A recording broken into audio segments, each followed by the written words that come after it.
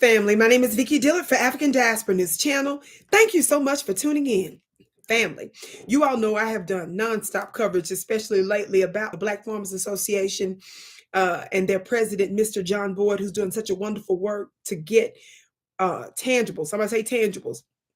Somebody say actual checks for the injustices that Black farmers have experienced literally for a few generations. Absolutely no exaggeration. He is a fourth generation farmer, and I'm so pleased he goes around the country rallying around thousands and thousands of farmers and those that are associated with the land in order to get justice. Yes, well, he's been very effective in getting some of that done recently, even though they're owed way more.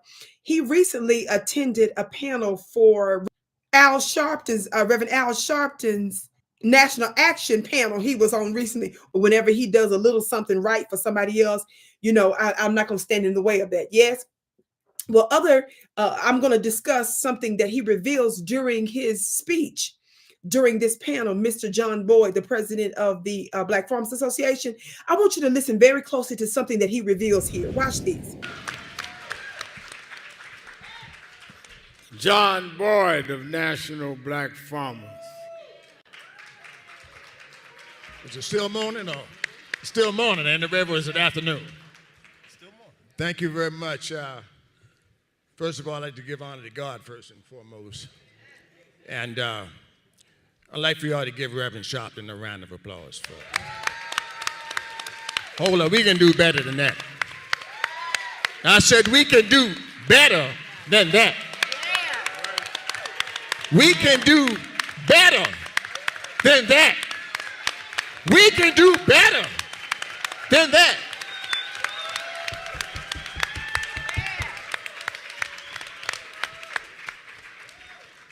My name is John Boyd, founder and president of the National Black Farmers Association. We've been fighting for survival. And I would like to say this to Reverend Sharpton. He's always been there. He ain't just show, he's always been there. And when I got stuck in the Senate on the $1.25 billion, they killed my bill 9 times on the Senate floor. And the last person that did it, he was from New Jersey, Senator Menendez. He wanted to get some stronger language in there for Hispanics. And Reverend Sharpton, we understood that. I called Reverend Sharpton. I said, Reverend Sharpton, they killed my bill again, man. They was trying to pass it by unanimous consent. And he said, well, who did it? And I told him who did it. And he said, well, can you meet me on the Hill tomorrow? I said, I'm already here. We had the meeting, and the bill passed by unanimous consent for $1.25 billion to 20,000 black farmers. So don't tell me what we can't do if we're willing to work together. Don't tell me what we can't accomplish if we ain't willing together and stand up and rise over above the nonsense sometimes. Okay, family. So we know the history of Mr. John Boyd. Yes, we understand that he has been fighting for many, many years on behalf of many Black Americans who are owed money, redress from the United States government because of discrimination that they were able to prove in no limit of time. Yes, after prevailing legally, but their money was intentionally held up by both Republicans and Democrats. Did you hear what he just revealed just as a matter of a few days ago in that particular panel?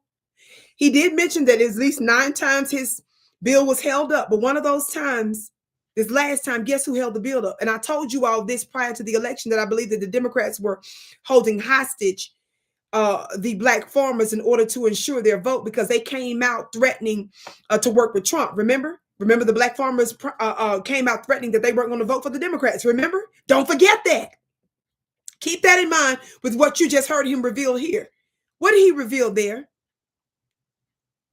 He specifically said the senator out of New Jersey, Mr. Menendez. How many of y'all know Mr. Menendez is an American lawyer, former politician, and a convicted fraudster who served as a United States Senator from New Jersey from 2006 until his resignation in 2024 last year. How many of y'all know he was found guilty and that right now this man is in prison? Everybody's saying how he's sucking up to Trump because he's hoping that Trump is going to eventually give him a pardon.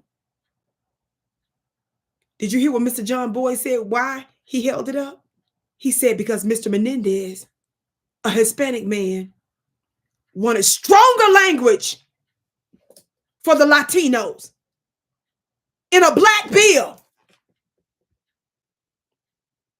Do you all see how these different senators mess make? But notice something he told you all first. He told the audience what the Reverend Al Sharpton said, who did it. Reverend Al Sharpton know who he got connections with behind the scenes. Let me tell you all about your bootlicks out there. We can get reparations overnight, but you don't hear Reverend Al Sharpton pushing that. You hear them talking about it theoretically. Talk black to me, somebody. Your black politicians are out there sabotaging what we're doing. Now, didn't I give you our receipts before about the fact that the black farmers came out against the Democrats before the election, making it clear that we're not going to vote for you all because you all the ones that's holding it up? There's nowhere in the world you're not going to get me to believe that there wasn't some previous backdealing that was going on, because that's why Reverend Al Sharpton asked him who it was, because he knows he only has so much power with certain ones. And in this instance, it was a Democrat that was holding it up to make sure the Hispanics were good. Y'all got a hell of a nerve. I said, y'all got a hell of a nerve. Now, I know, but about 5 or 6 people probably watched that little panel of the National Action Network, because Reverend Al Sharpton has become pretty much irrelevant in pushing the establishment stuff. Yes? But we're going to keep the main thing. Like I said, when Reverend Al Sharpton is pushing what he ought to, I'm not going to come against him for that.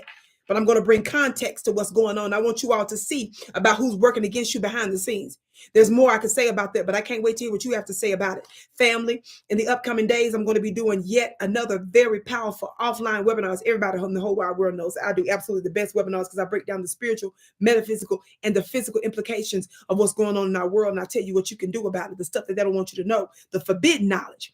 I'm going to be revealing another aspect of our modern day neo-Illuminati, stuff we can't talk about online. Go to my website at VickiPlanet.com. My website should come up here in just a minute. That's VickiPlanet.com, so that you can learn more about it. Family, be sure to check out my other content. So many of you asked, where has Vicki been?